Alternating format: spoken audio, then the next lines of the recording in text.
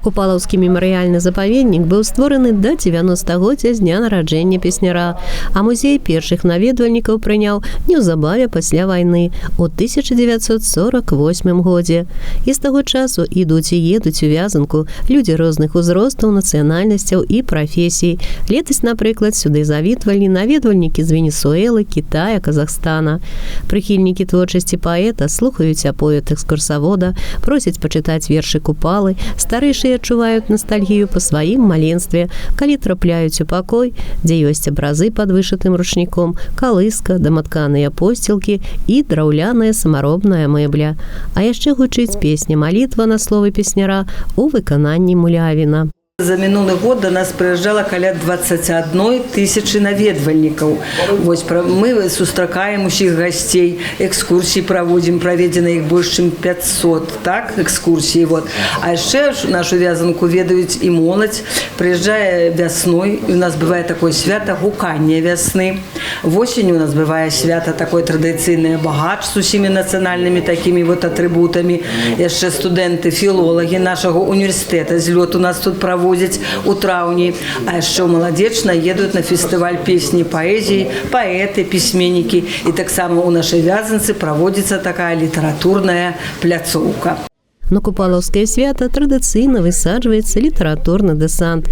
Пісьменнікі і паэты прыязджаюць сюды не толькі на афіцыйнае мерапрыемства ў першай дэкадзе ліпеня.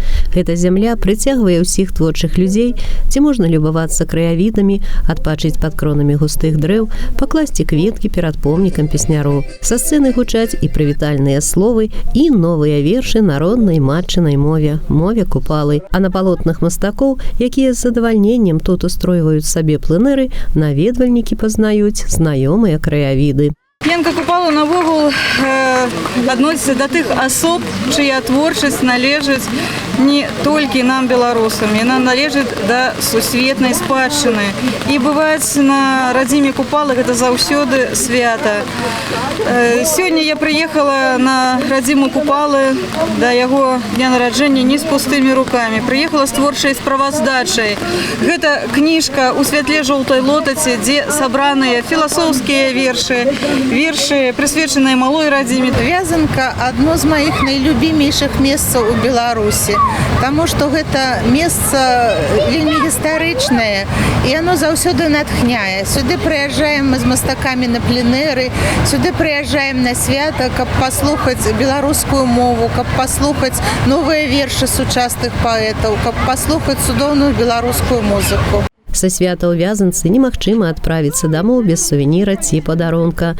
Майстры, якія працуюць з металам, дрэвам, керамікай, шклом і ніткамі, заўсёды стараюцца не прапусціць свята ў Вязанцы, каб і на іншых паглядзець і сябе паказаць. І кожны ўпэўніцца, зямля наша на таленты не бяднее. А можна набыць кнігу з аўтографам аўтара, можна паўдзельнічаць у майстар-класах па пляценню купальскіх вянкоў. І нават спорны ліпеньскі дождж не стаў перашкодай для тых, хто хоча дакрануцца душою і сэрцам да сваёй спадчыны. Кожны год мы прыязджаем у Вязанку да гэтай хатцы, да Янкі Купалы, каб паслухаць пісьменнікаў, сплесці гэтыя цудоўныя венкі, насладзіцца гэтымі краявідамі, возерам, натхніцца на будучае наша жыццё, атрымаць нейкія сабе сілы, крылы ззаді і ісці ўперад. Алла Маркелова, Алексей Андреевский, МКТБ.